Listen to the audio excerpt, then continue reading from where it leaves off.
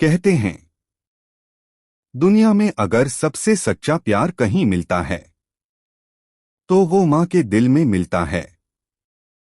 एक ऐसा प्यार जो खुद भूखा रह सकता है लेकिन अपने बच्चे को भूखा नहीं देख सकता।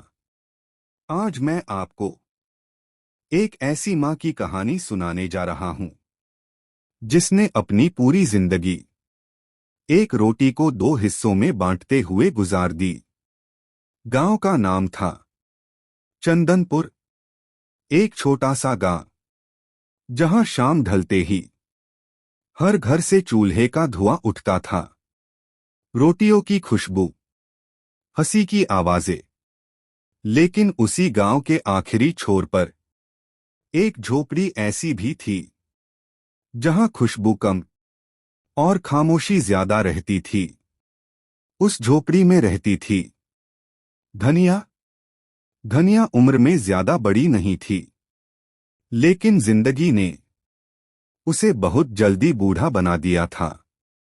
पति को गुजरे 10 साल हो चुके थे। अब वो अकेली थी और उसके पास बचा था तो बस एक सहारा, उसका बेटा मोहन। मोहन पढ़ने में तेज था। उसकी आंखों में सपने थे, बड़े आदमी बनने के, शहर जाने के, और एक दिन अपनी माँ को अच्छे कपड़ों में देखने के। जब भी धनिया मोहन को किताबों में डूबा देखती तो उसकी थकी हुई आंखों में नई रोशनी आ जाती। वो सोचती, मैं चाहे भूखी रह लूं, लेकिन मेरा बेटा पढ़ाई नहीं छोड़ेगा। एक दिन जोर की बारिश हुई, काम नहीं मिला, घर में पैसे नहीं थे। धनिया ने आटे की बोरी देखी, सिर्फ 2 रोटियों जितना आटा बचा था। उसने चूल्हा जलाया और 2 रोटियां सेंकी। मोहन ने पूछा, माँ तुम नहीं खाओगी? धनिया हल्के से मुस्कुरा दी और बोली, मैंने दिन में खा लिया था बेटा, तू खा ले। मोहन ने भरोसा कर लिया। उसने दोनों रोटियां खा लीं। लेकिन सच्चाई ये थी, धनिया ने उस पूरे दिन कुछ भी नहीं खाया था। उस रात माँ भूखी सोई और बेटा चैन की नींद सो गया। कुछ महीनों बाद मोहन को शहर के एक बड़े स्कूल से स्कॉलरशिप मिल गई।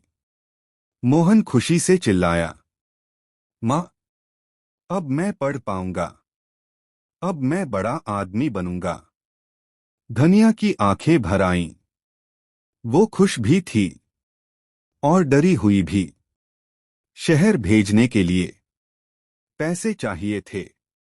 धनिया ने अपनी आखिरी निशानी, चांदी की पायल जो उसके पति ने शादी में पहनाई थी, उसे उतारा और बेच दिया। उसने मुस्कुराकर कहा, जा बेटा, मेरे सपनों को पूरा कर देना। मोहन शहर चला गया।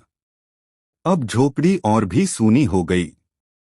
धनिया सुबह से शाम तक काम करती और शाम होते ही दरवाजे पर बैठ जाती।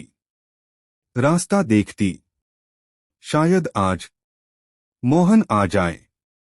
कभी कभी चिट्ठी आती, माँ मैं ठीक हूं, पढ़ाई अच्छी चल रही है, आपकी बहुत याद आती है। धनिया उस चिट्ठी को अपने सीने से लगा लेती।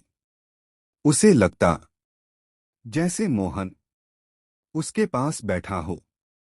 लेकिन धीरे धीरे चिट्ठियां कम होने लगीं। फोन छोटे हो गए। जब माँ फोन करती तो जवाब मिलता, माँ अभी बहुत बिजी हूं, बाद में बात करूंगा। लेकिन वो बाद में कभी आया ही नहीं। एक दिन खेत में काम करते करते धनिया बेहोश होकर गिर पड़ी। डॉक्टर ने कहा, खून की बहुत कमी है। अच्छा खाना चाहिए। धनिया मुस्कुरा दी और बोली, डॉक्टर साहब, अच्छा खाना किस्मत वालों को मिलता है। उसने बेटे को कुछ नहीं बताया। सर्दियां बहुत कड़ी थीं। काम छूट गया। घर में कंबल नहीं था।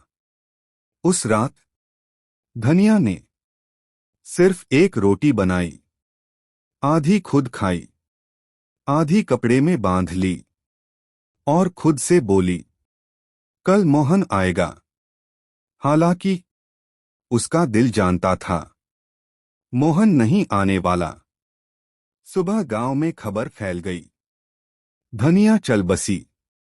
लोगों ने देखा, उसकी मुट्ठी बंद थी। जब हाथ खोला गया तो अंदर वही आधी रोटी थी। 3 दिन बाद मोहन गांव पहुंचा।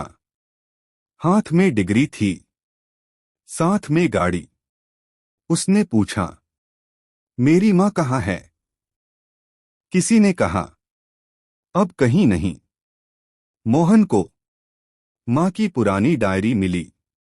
उसमें लिखा था, आज मोहन ने ठीक से खाया होगा, इसलिए मैंने नहीं खाया। आज बहुत ठंड है, लेकिन मेरा बेटा गर्म कपड़ों में होगा। और आखिरी पन्ने पर लिखा था, अगर मेरा बेटा ये पढ़े तो उससे कहना, मां भूखी नहीं मरी, मां खुश मरी, क्योंकि उसका बेटा बड़ा आदमी बन गया। मोहन जमीन पर बैठ गया। वो रोया, जोर जोर से, जैसे बचपन में रोता था। उसने मां की मुट्ठी खोली। वही आधी रोटी। उस रोटी को माथे से लगाया और आंसुओं के साथ खा लिया। आज मोहन अफसर है। हर महीने गांव आता है। उसी झोपड़ी के पास एक छोटा सा मंदिर बनवाया है और वहां लिखा है, यहां एक मां रहती थी जो खुद भूखी रहकर अपने बेटे को जिंदा रखती थी।